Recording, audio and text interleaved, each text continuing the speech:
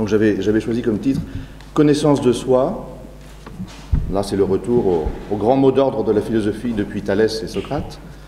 Donc, connaissance de soi, individuation du sens et pharmacologie du transindividuel.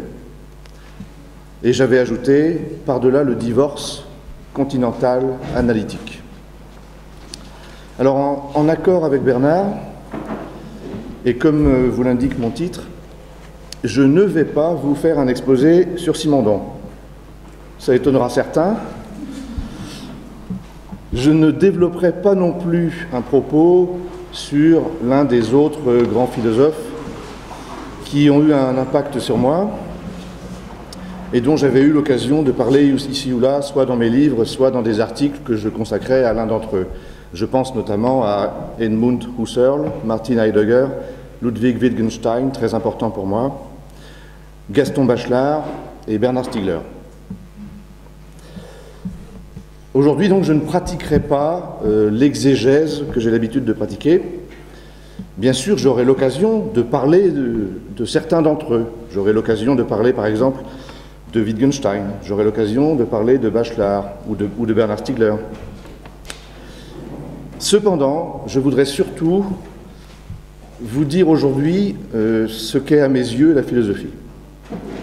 Et cela en rapport avec la journée de demain, puisque Bernard posera demain la question de savoir pourquoi faire de la philosophie aujourd'hui. À cette occasion, donc, il s'agira pour moi de reprendre un projet très personnel et très ambitieux, certes aussi, dont j'avais donné le programme en 2005, dans mon deuxième livre, qui s'intitule « Penser la connaissance et la technique après Simondon ». Et dans un article en 2010, dans les cahiers Simondon numéro 2, j'avais repris ce programme personnel de façon plus pédagogique et plus synthétique. Et cet article s'intitulait, lui, « Penser après Simondon et par-delà Deleuze ». Bernard et moi aussi, nous tentons de penser après Simondon et par-delà Deleuze. C'est ce qui nous caractérise. Alors, ce projet personnel ou ce programme, je l'avais appelé en 2005 le système global mais ouvert. Ce n'est pas un système du savoir. Donc le système global mais ouvert de la relativité philosophique, qui n'est pas un relativisme, mais qui est une relativité philosophique. Alors dans un article qui paraîtra bientôt, et qui s'intitule « Individuation and Knowledge, the question of the refutation of idealism in the French heritage of Simondon », dans cet article, j'ai rapidement évoqué à nouveau ce programme, en dialoguant, cette fois-ci de manière centrale, avec Bernard. Comme certains d'entre vous le savent, mon dialogue avec Bernard, mon dialogue philosophique avec Bernard, possède une particularité étrange. Ce dialogue ne consiste pas pour moi à discuter certaines thèses de Bernard. Ce dialogue consiste à suggérer que, dans la mesure même où les thèses de Bernard sont vraies, dans cette mesure même, elles sont la traduction seconde mais adéquate d'un autre discours qui n'a pas encore été écrit et qui doit venir en premier, et qui serait le discours de la relativité philosophique. Ce discours de la relativité philosophique qui doit venir en premier et qui n'a pas été écrit encore, c'est le discours de la connaissance de soi, comme connaissance de l'individu philosophant par lui-même, et qui se traduirait secondairement et de manière adéquate à travers le discours de Simondon et de Bernard. Alors, on pourrait dire que la relativité philosophique propose une simple connaissance de soi-même, une simple connaissance de soi, mais qui permettrait d'avoir ensuite un système global, par des systèmes de traduction seconde. La différence entre la relativité philosophique et, je crois, toute l'attitude traditionnelle des philosophes, depuis 2500 ans, la différence serait que, au lieu de prétendre savoir quelque chose, en manipulant des significations à travers les mots et en visant des réalités grâce à ces mots, au lieu de faire cela, comme tous les philosophes l'ont toujours fait, l'individu philosophant considérerait le sens contenu dans les mots comme ce qui est en train de le faire lui, de s'individuer en lui, Autrement dit, au lieu d'utiliser des mots pour viser des réalités et avoir la prétention de les connaître, il s'agirait d'éclater les mots pour montrer qu'ils ont plusieurs dimensions, chaque signification a plusieurs dimensions, et dans la mesure même où elle a plusieurs dimensions, elle ne se réduit jamais à la seule dimension de l'objet de connaissance. Et puisqu'elle n'est pas objet de connaissance, cette signification peut s'individuer en moi et me faire, parce que l'individu philosophant a pour but de se penser dans sa finitude. C'est-à-dire, il a pour priorité ici de penser qu'il n'est pas sa propre origine. Alors, comme je le disais, le discours de l'ontologie génétique de Simondon et de Bernard serait la traduction seconde adéquate de ce premier discours, qui lui n'est pas une connaissance de quoi que ce soit, sauf de soi-même, comme fait par le sens. Par ailleurs, je ne reviendrai pas aujourd'hui sur les différences qui existent entre la pensée de l'individuation chez Bernard et la pensée de l'individuation chez Simondon. J'en ai souvent parlé dans mes livres ou dans des articles, donc je ne reviendrai pas sur ce point. Alors, je souhaite simplement, finalement, vous introduire à un questionnement qui serait nouveau, en philosophie, mais qui possède des précurseurs, notamment le dernier Wittgenstein, le Wittgenstein de Übergewissheit, Uncertainty, en français donc de la certitude. Et je conclurai en évoquant la question de la philosophie comme pensée des paradoxes. La philosophie comme pensée des paradoxes, à l'intérieur de laquelle s'inscrit la pharmacologie du transindividuel de Bernard. Alors, j'entame ma première partie. Vous savez que depuis un siècle,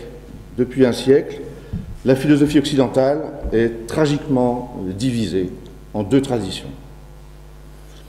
Et ces deux traditions ont largement tendance à s'ignorer complètement. La première est appelée continentale. Elle a 2500 ans d'histoire. La seconde, qui est dite analytique, n'a qu'un seul siècle d'existence. Elle est née avec Gottlob Frege et Ludwig Wittgenstein. Mais la philosophie analytique peut, d'une certaine mesure, se revendiquer de la manière de faire d'Aristote.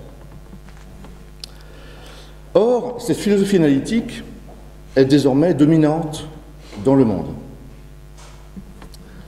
avec de grands noms comme Russell, Quine, Strawson, Demet, Hintikka, Davidson, etc. Ce divorce interne à la philosophie et cette domination internationale de la philosophie analytique sont une réalité que nous, les continentaux, nous avons trop tendance à oublier. Or, le temps est venu, je crois, de réconcilier ces deux traditions. Mais les réconcilier, bien sûr, en les dépassant toutes les deux. Ou plutôt en leur permettant de se dépasser elles-mêmes. De se dépasser elles-mêmes grâce à ce qu'elles contiennent d'auto-transcendant. Dans leur fondation même. Dès leur fondation, il y a en elles quelque chose qui leur permettrait aujourd'hui de se dépasser.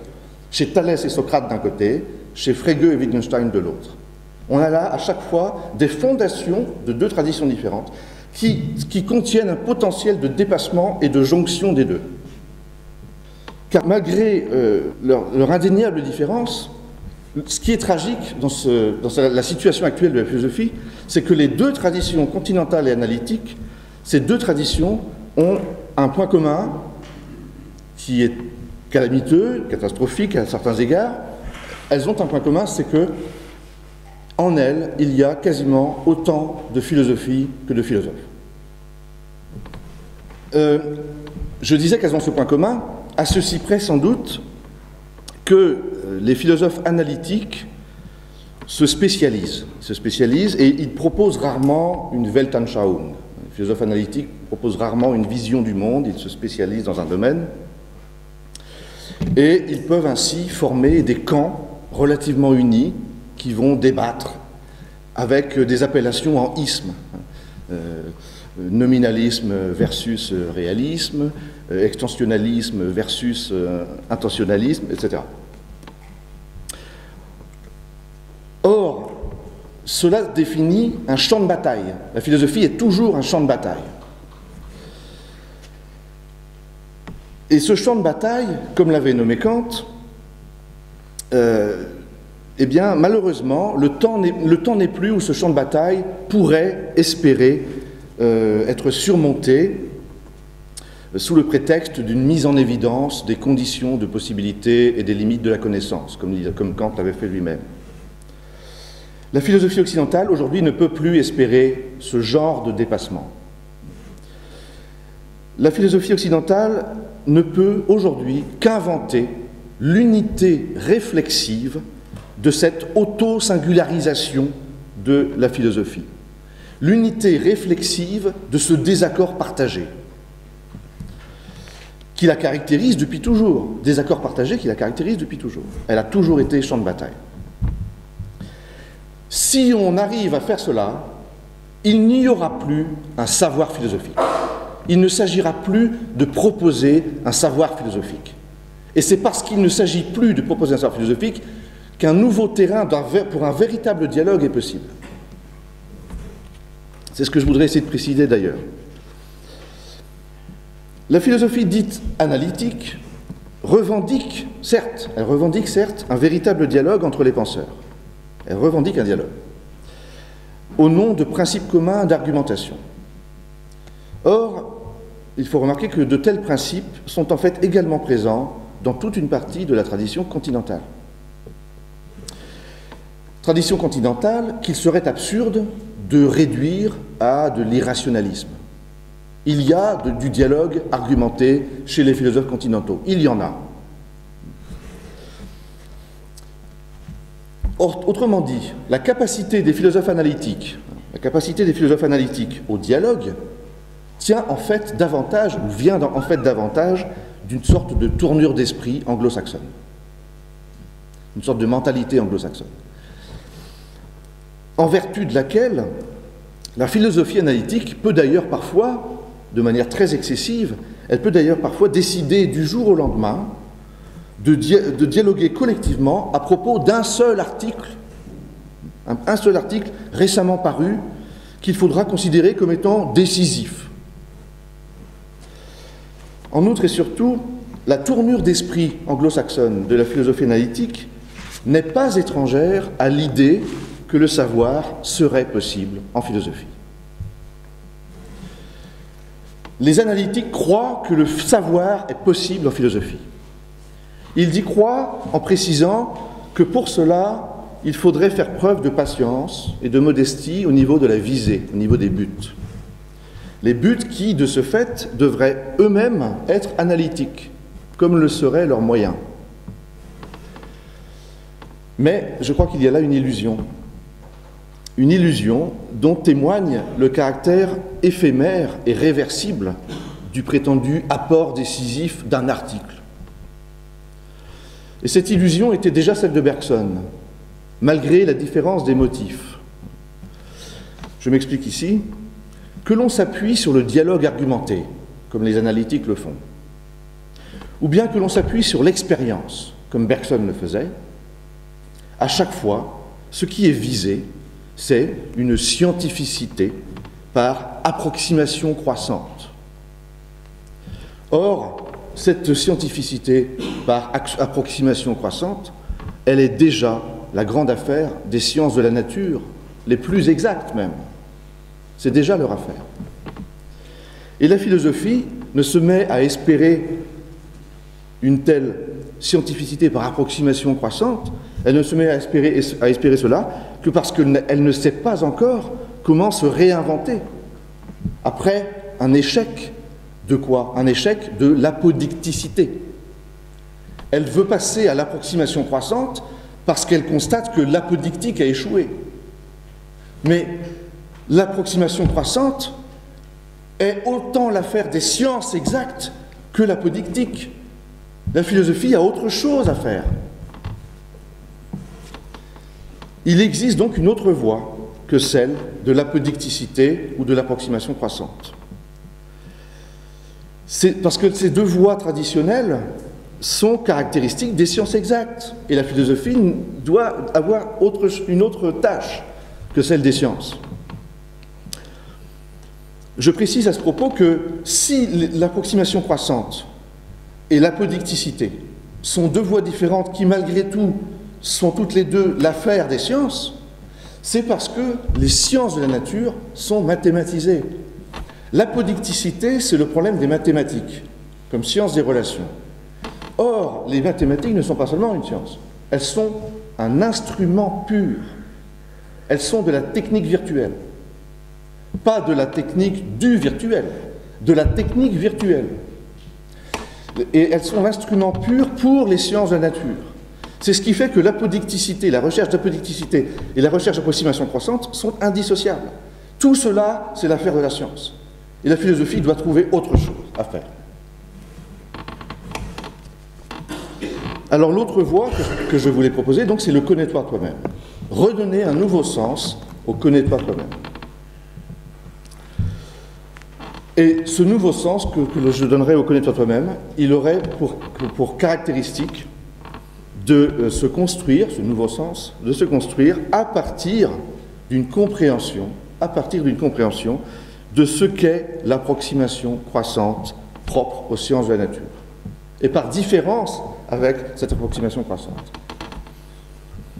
C'est pourquoi il faut aujourd'hui penser les conditions de décentrement mathématico-technique ou mathématico-instrumental du sujet connaissant des sciences.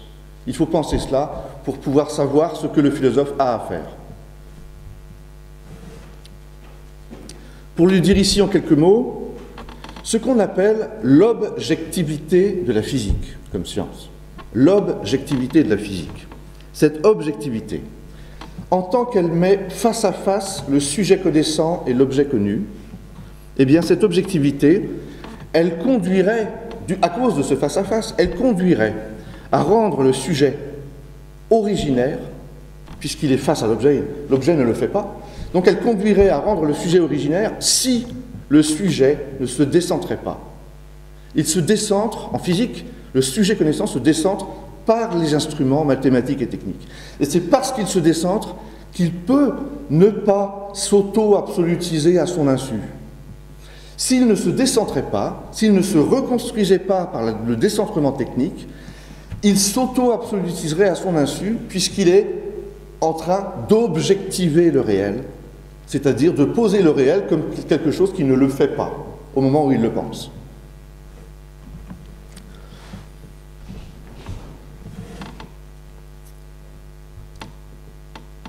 Qu'en est-il de l'individu philosophant? J'ai parlé du sujet connaissant. Qu'en est-il de l'individu philosophant? L'individu philosophant possède-t-il un mode de décentrement? Un mode de décentrement qui lui permettrait de ne pas s'absolutiser à son insu dans son activité de sujet qui objective le sens. C'est la question que je me suis posée depuis 10 ans. Et il se trouve que chez Wittgenstein, on a un début de réponse. Mais c'est juste un début qu'il s'agit de prolonger.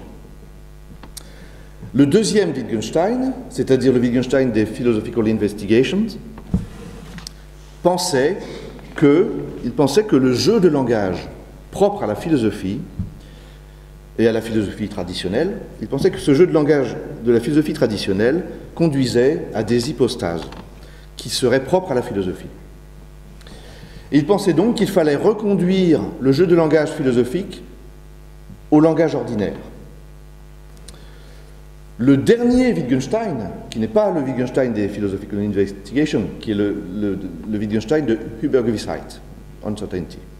Le dernier Wittgenstein s'interroge pour sa part sur l'attitude commune au langage ordinaire et à la philosophie traditionnelle. Il y aurait une attitude commune ici, cette fois-ci.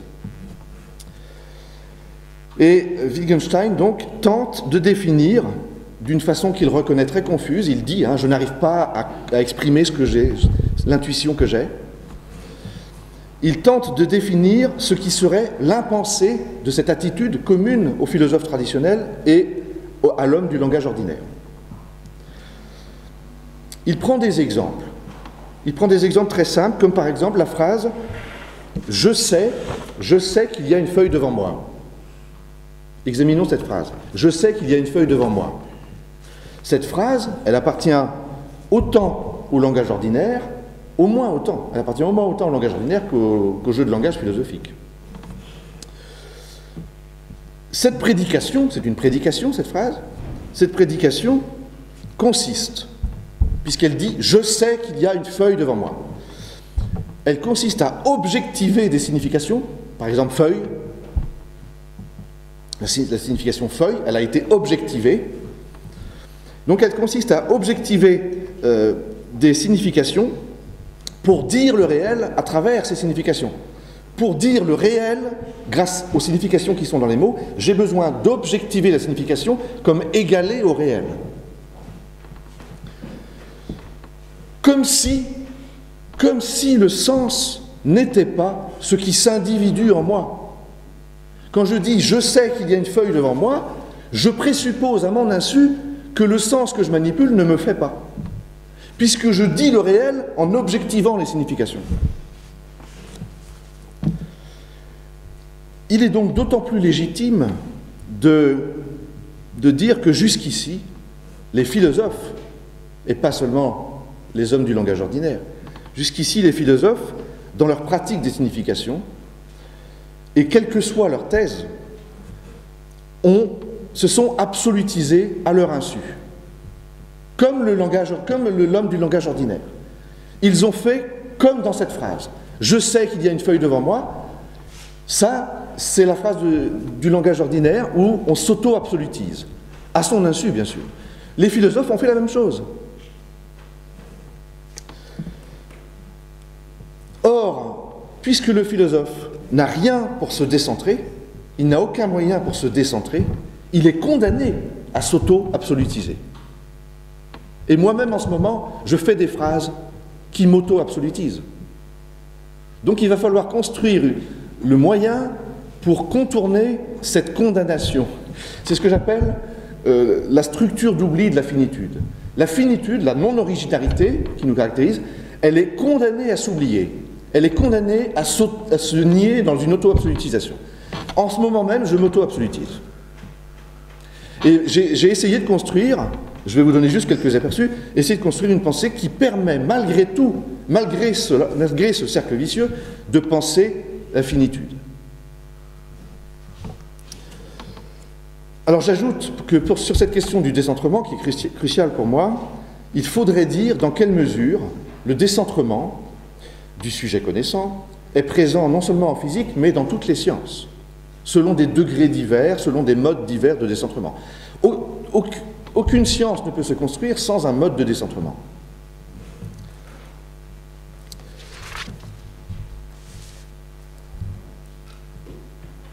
La philosophie, elle, n'est pas étrangère à certains aspects de la science. Par exemple, la philosophie n'est pas étrangère à ce qu'on peut appeler la dimension normative des sciences de la santé. La santé est un problème de normes. La philosophie n'est pas étrangère à ces problèmes-là. Donc elle n'est pas totalement étrangère à certains aspects de la science, bien sûr. Elle n'est pas étrangère non plus à la question de l'unification des sciences, qui était la grande question de Simondon. L'une des grandes questions de Simondon, c'était comment unifier les sciences par la philosophie. Les sciences ne peuvent pas s'unifier. C'est à la philosophie de le faire.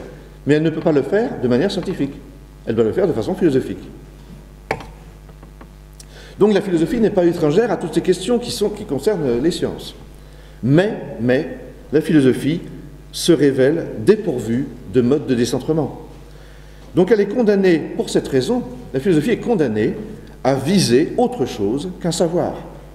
Elle doit viser autre chose qu'un savoir. Sous peine, parce que si elle visait un savoir, elle conduirait l'individu philosophant à s'auto-absolutiser. Ce qui garantit en effet, l'objectivité des sciences, c'est-à-dire le décentrement, eh bien c'est cela même aussi, c'est ceux-là même qui protègent le sujet connaissant de s'absolutiser à son insu. En science, je me décentre, techniquement, et ainsi je connais objectivement le réel. Et en même temps, grâce à cela, je ne m'absolutise pas. Les deux sont liés. En philosophie, je n'ai pas de décentrement. Comment vais-je donc être objectif sur le réel? Et en même temps, comment vais-je ne pas m'absolutiser? Tel est le point fondamental dont procédera ma décision de méthode, ma décision méthodologique pour construire la relativité philosophique. Comme pensée, la relativité philosophique, comme pensée de l'individuation du sens en moi. Il s'agira, telle est la méthode, il s'agira d'éclater en plusieurs dimensions chaque signification que je manipule. Si je dis feuille, si je dis concept, si je dis design, si je dis arbre, si je dis table, j'éclate la signification en plusieurs dimensions. Elle ne se réduit plus à la seule dimension de l'objet de connaissance. Et dans cette mesure même, le sens n'est pas là devant. Il est en train de me faire au moment où je le pense. La philosophie occidentale, n'ayant pas explicitement posé la question du rapport de l'individu philosophant aux significations qu'il manipule, ou bien ne l'ayant fait que selon le linguistic turn de la philosophie analytique, eh bien, elle n'a pas su de ce fait se démarquer d'une tâche de connaissance. Elle n'a pas su se distinguer clairement d'une tâche de connaissance. Parce que seul le linguistic turn de la philosophie analytique a tenté de penser le problème des significations. Mais le linguistic turn de la philosophie analytique a pensé ce problème-là d'une façon qui est totalement inadéquate pour sortir de la prétention à la connaissance.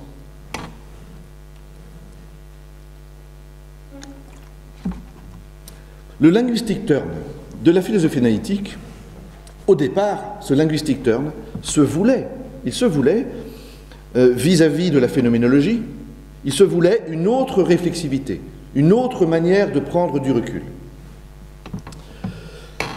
Il s'agissait dans le linguistic turn de questionner le langage dans lequel s'exprime l'opération philosophique. Questionner le langage avant toute réduction phénoménologique. Le linguistic turn avait cette capacité à dire aux phénoménologues, bon, vous pratiquez la réduction phénoménologique, mais le langage dans lequel vous faites, est-ce que vous l'avez analysé? Donc il y avait bien, dans le linguistic turn, il y avait bien une dimension de recul critique, très intéressante de ce point de vue-là. Mais le linguistic turn s'est largement revendiqué du logicisme de Gottlob Frege. Frege, créateur d'une logique propositionnelle nouvelle sous le nom de calcul des prédicats. Et une telle conception logiciste ne pouvait qu'accentuer encore l'illusion d'une philosophie qui serait un savoir. Autrement dit, le linguistic turn a commencé à prendre du recul par rapport aux significations que je manipule, mais il l'a fait d'une manière qui le condamnait à une prétention au savoir. Donc, ça veut dire que cette prise de recul ne s'est pas accomplie jusqu'au bout. Cependant, Frege a fait une distinction très intéressante, la distinction entre Sinn et Bedeutung. Elle est très intéressante.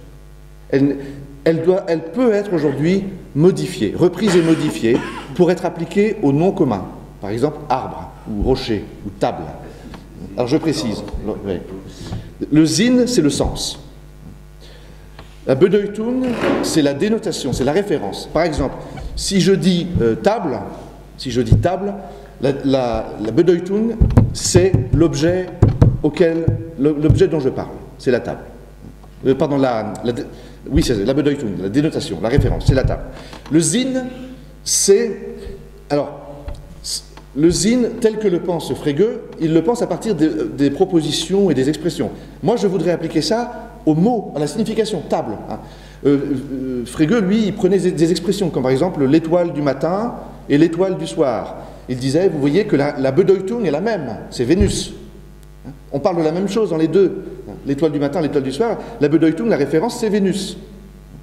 Par contre, le Sinn, ce n'est pas le même, parce que je dis l'étoile du matin, ou bien l'étoile du soir. Donc le sens est différent, mais la référence est la même. Eh bien moi, je voudrais appliquer cette différence-là je voudrais l'appliquer au nom commun, non plus à l'expression, mais au nom commun. Si je dis, mais alors, je vais la modifier, bien sûr. Je vais modifier la différence qu'il fait. Par exemple, si je dis arbre, la Bedeutung, la référence, c'est en effet la réalité qu'on appelle l'arbre.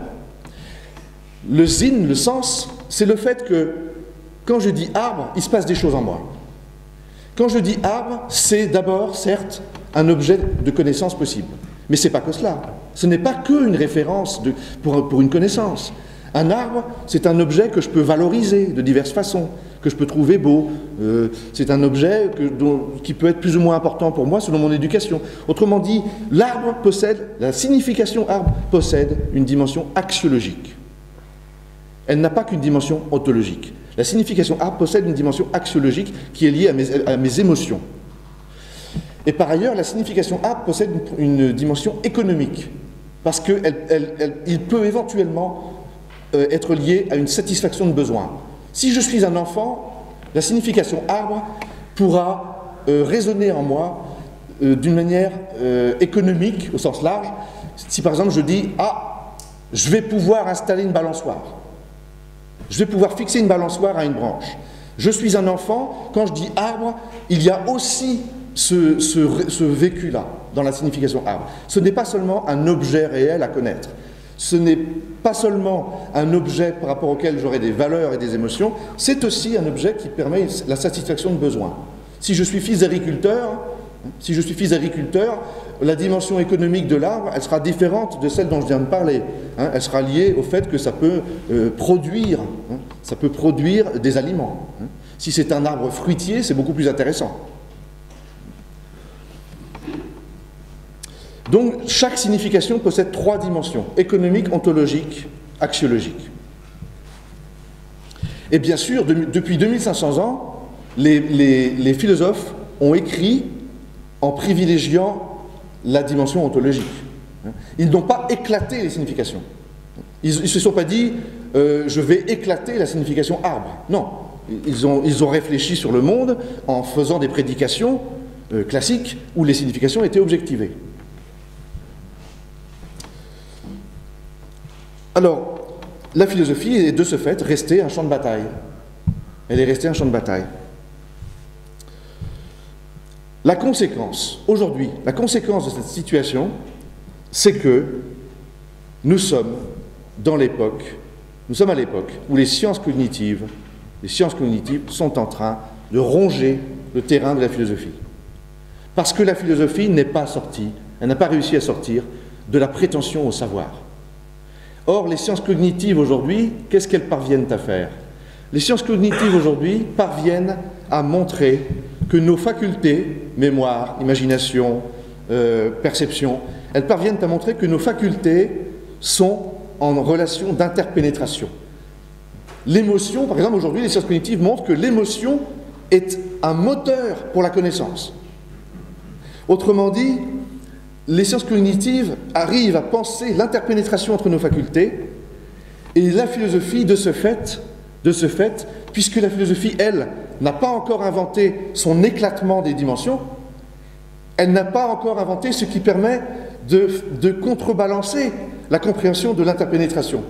C'est-à-dire que aujourd'hui, on pourrait avoir une complémentarité parfaite entre science et philosophie.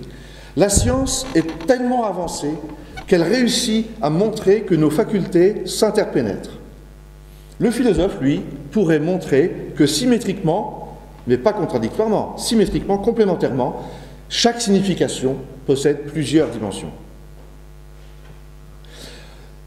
Et ces dimensions du sens sont à la fois irréductibles les unes aux autres, je ne peux pas réduire une dimension à l'autre, mais en même temps, elles sont en interpénétration, bien sûr aussi, elles sont constitutives les unes des autres. Donc la philosophie peut aujourd'hui inventer une autre pratique du langage pour un autre problème que celui de savoir des choses. Il ne s'agit pas de savoir des choses sur le réel, il s'agit de penser le sens qui est en train de me faire. Et la science, elle, connaît le réel en objectivant les significations. Et en faisant cela, elle montre que nos facultés s'interpénètrent. Les domaines, ce qu'on appelle les domaines de la philosophie, ontologie, morale, esthétique, etc. Ces domaines, je crois, aujourd'hui, ne peuvent plus ne peuvent plus être posés a priori. On ne peut pas dire il y a la morale, il y a l'ontologie. Les domaines doivent sortir de l'éclatement des significations. La philosophie, jusqu'à présent, a toujours voulu de grands systèmes qui traitaient tous les grands problèmes, les problèmes de la morale, les problèmes de l'ontologie, etc., en présupposant qu'il existe des domaines comme ça. Non, il n'y a pas de domaine donné a priori. On peut construire un système global aujourd'hui, mais pas en posant des domaines comme ça et pas en voulant savoir. On peut construire un système global en prenant les mots, table, concept, Dasein, et en les éclatant. Et si on obtient différentes dimensions du sens, on a d'emblée les différents domaines de la philosophie. C'est un éclatement qui permet une globalité immédiate, mais pas dans une démarche de savoir. Par là même, cette connaissance de soi philosophique, qui est prise en un nouveau sens ici, bien sûr, cette connaissance de soi philosophique ne serait que le discours premier, la problématique première, et ensuite, on pourrait traduire ce discours dans chacune des dimensions du sens qui auront été dégagées. J'éclate les significations, je dégage les grandes dimensions du sens, et ensuite je traduis cela dans chacune des dimensions. Je traduis cela dans la dimension ontologique du sens. Je traduis cela dans la dimension économique. Je traduis cela dans la dimension axiologique. Et lorsque je traduis cela dans la dimension ontologique, j'obtiens le discours de Simondon et de Bernard. J'ai annoncé que parmi les trois traductions, il y aurait le discours de Simondon et de Bernard, qui est le discours de l'ontologie génétique, qui est une ontologie qui confirme la finitude, qui montre comment la finitude de l'individu philosophant est ontologiquement possible. J'ai commencé par penser ma propre finitude en éclatant les significations, et ensuite, quand je traduis ça en ontologie génétique, j'ai l'explication ontologique du fait qu'en effet, je suis bien autre chose que ma propre origine. Pourquoi il y a bien conformité entre l'ontologie génétique de Simondon et de Bernard et la relativité philosophique telle que je la présente? Il y a conformité parce que l'ontologie génétique est philosophie de l'information. C'est la formule même de Simondon. L'information, il disait d'ailleurs, l'information est la formule de l'individuation. Simondon et Bernard construisent l'ontologie génétique, Bernard dirait généalogique, et il ne dirait pas ontologie, d'ailleurs, de ce fait, il dirait même pas ontogenèse. Simondon préférait ontogenèse à ontologie, puisque l'ontologie génétique, de ce fait, elle consiste à penser l'individuation qui est en train de me faire, bien sûr. Mais il ne l'a pas fait à partir de ma problématique personnelle, propre. Il l'a fait à sa manière, de type ontologique. La pensée donc ontogénétique est philosophie de l'information. Or, l'information est l'une des trois grandes dimensions du sens dégagées par ma problématique première. C'est pourquoi l'ontologie génétique de l'individuation traduit adéquatement l'éclatement premier des significations, puisque l'information était bien l'une des trois dimensions du sens. Ça, c'est un premier indice qui permettrait de comprendre pourquoi il y a traduction adéquate de mon discours premier dans le discours ontogénétique de Simondon et de Bernard. C'est un premier indice, il y a beaucoup d'indices. Si la pensée de Simondon et de Bernard est donc bien celle qui traduit adéquatement la problématique première que je propose, eh bien, c'est parce qu'il y a une opération de traduction possible que je ne pourrais pas vous décrire aujourd'hui. Je ne peux pas vous décrire l'opération de traduction. Ça prend du temps. Et puis c'est quelque chose que je suis en train de penser. Mais ma conviction, c'est qu'il y a une opération de traduction qui est propre à la philosophie. Ce n'est pas de la traduction linguistique. C'est une opération de traduction qui est propre à la philosophie et qui doit se penser par différence avec la déduction et l'induction. Quant à la transduction de Simondon, elle est parfaitement adéquate dans le domaine ontologique. Mais elle n'est pas ce que moi j'appelle traduction. Parce que la traduction, c'est ce qui fait passer de mon nouveau discours au discours de Simondon. C'est ce qui fait passer d'un discours à l'autre.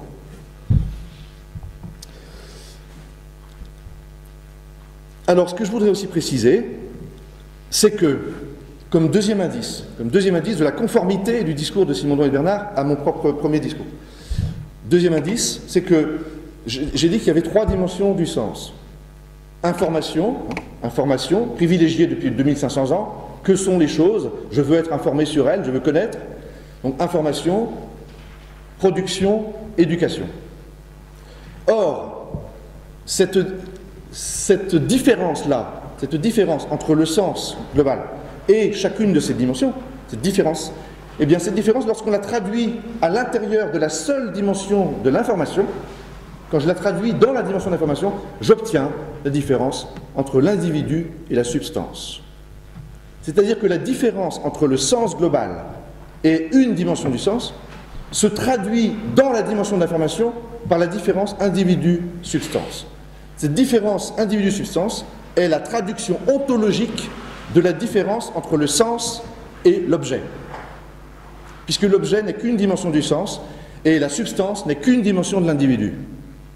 Et parce que la substance n'est qu'une dimension de l'individu, l'individu n'est pas substantiel.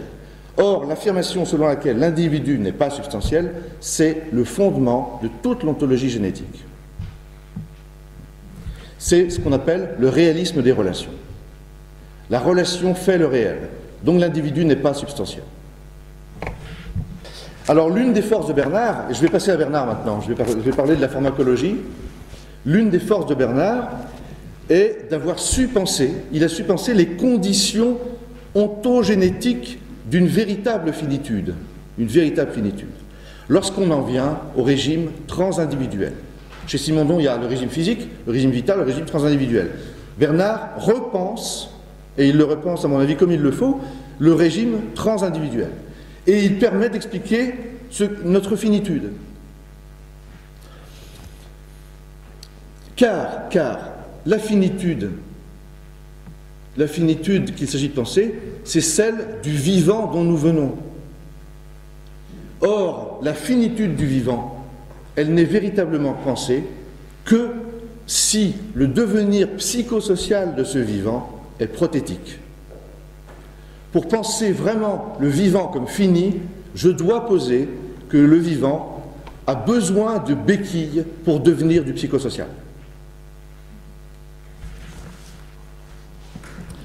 Bernard pense cela. Il pense la finitude du vivant comme à travers l'expression de cette finitude, c'est-à-dire une prothéticité du devenir psychosocial.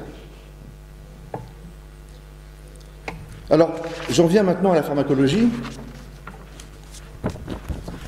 J'avais prévu de vous parler de beaucoup de choses encore, de Bachelard, de l'importance de Bachelard dans mon travail, mais j'en viens à la pharmacologie et à ma compréhension de ce que fait Bernard aujourd'hui.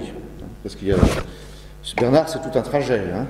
Alors d'ailleurs, à propos du trajet de Bernard, je voudrais formuler la thèse générale, ce que je crois être la thèse globale de l'œuvre de Bernard.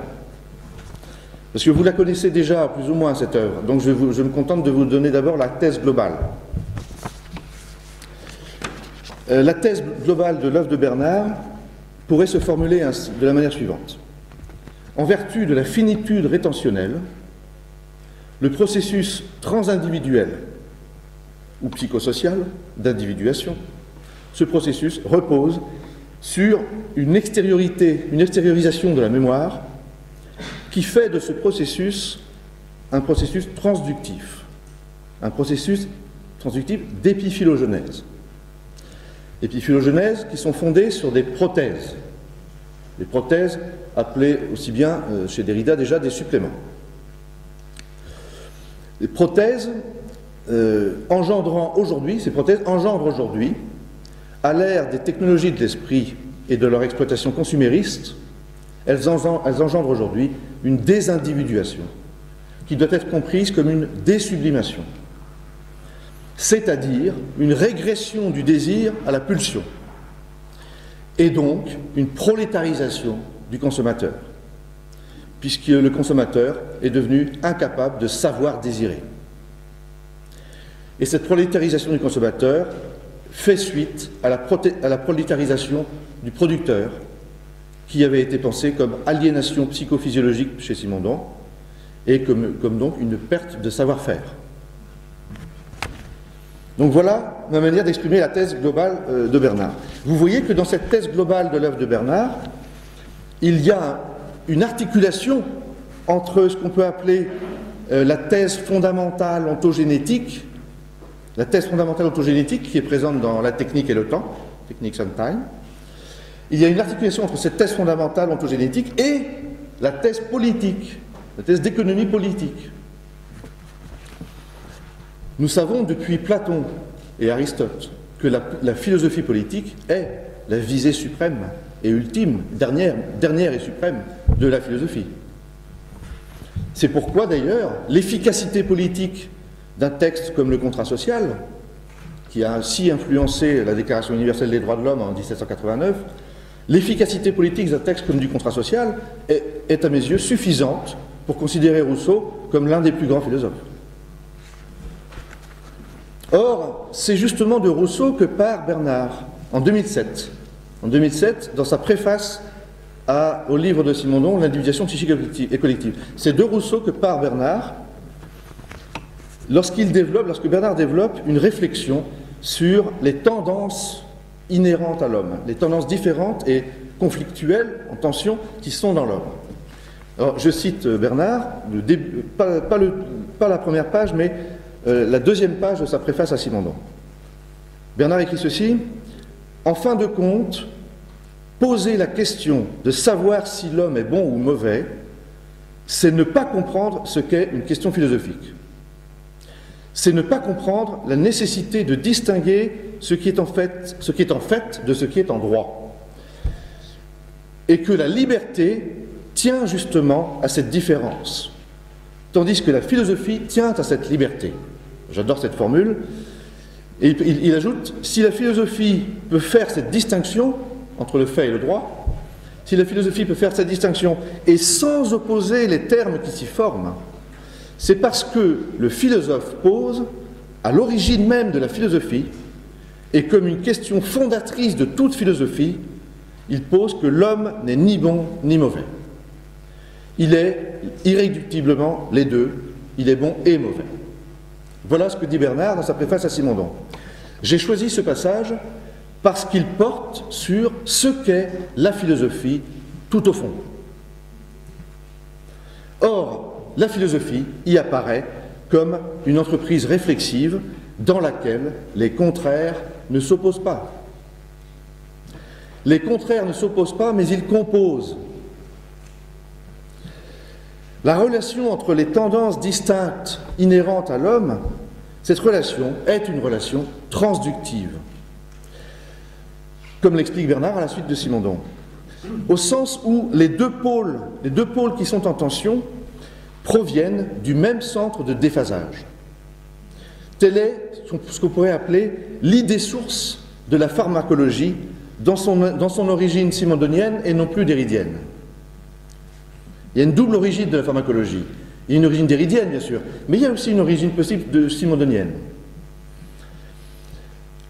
Il faut lire les pages du dernier livre de Bernard, il faut lire les pages du livre « Ce qui fait que la vie vaut la peine d'être vécue », les pages sur Derrida, qui pour moi sont très importantes, et de même que les pages sur Heidegger, dans le chapitre intitulé « Pharmacologie de la question ». Vous avez là des pages qui pour moi sont un sommet de la philosophie aujourd'hui.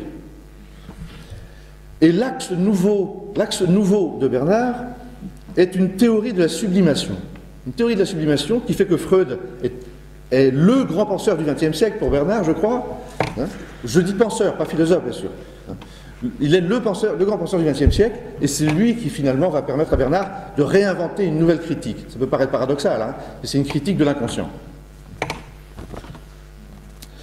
À travers une théorie de la sublimation, et une théorie de la sublimation qui va nouer deux choses, la pharmacologie et la critique, au sens de Kant, au sens du criticisme.